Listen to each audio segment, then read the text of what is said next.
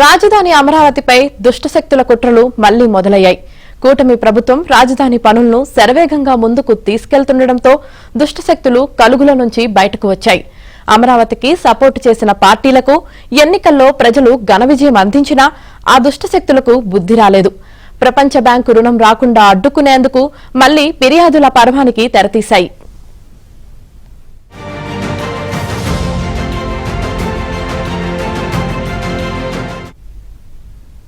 అమరావతి నిర్మాణానికి ప్రపంచ bank, ADB కలిసి 15,000 కోట్ల రూపాయల రుణం ఇస్తుండటంతో గుర్తు తెలియని వ్యక్తుల నుంచి తాజాగా ఈ నెల 18న ప్రపంచ బ్యాంక్ ఇన్స్పెక్షన్ ప్యానెల్ కు ఓ ఫిర్యాదు అందింది.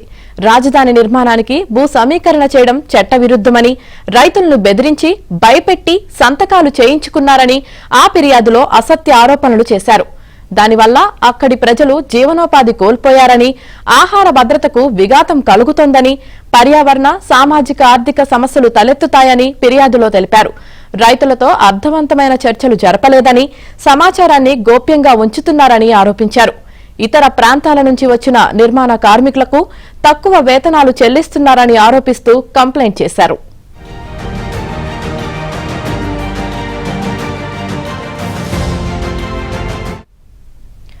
2014-19 మధ్య కూడా వైసీపీ పేరేపిత శక్తుల రాజధానిపై ఇలాంటి కుట్రలే అమలు చేశాయి.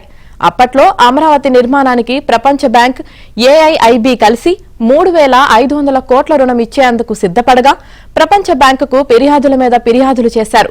దీనిపై అప్పట్లో ప్రపంచ బ్యాంక్ ఇన్స్పెక్షన్ ప్యానెల్ ప్రత్యేక బృందాన్ని నియమించింది.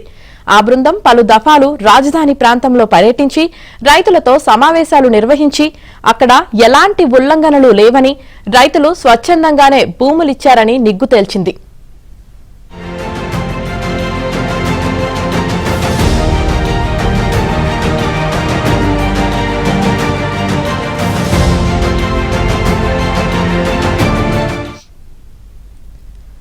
రాజధానికి రుణమిచ్చేందుకు అంతా సిద్ధమైన దశలో 2019లో అధికారంలోకి వచ్చిన జగన్ ప్రభుత్వం రుణం అక్కర్లేదని చెప్పేసింది.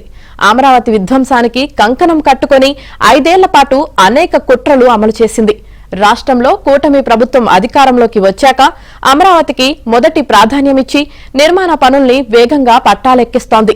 కేంద్రం కూడా ముందుకొచ్చి అమరావతికి పూర్తి స్థాయిలో సహకారం అందిస్తోంది. ఇది గిట్టని వాళ్లు అమరావతి అభివృద్ధిని అడ్డుకునే కుట్రలో భాగంగా ప్రపంచ బ్యాంకుకు ఫిర్యాదు చేశారు.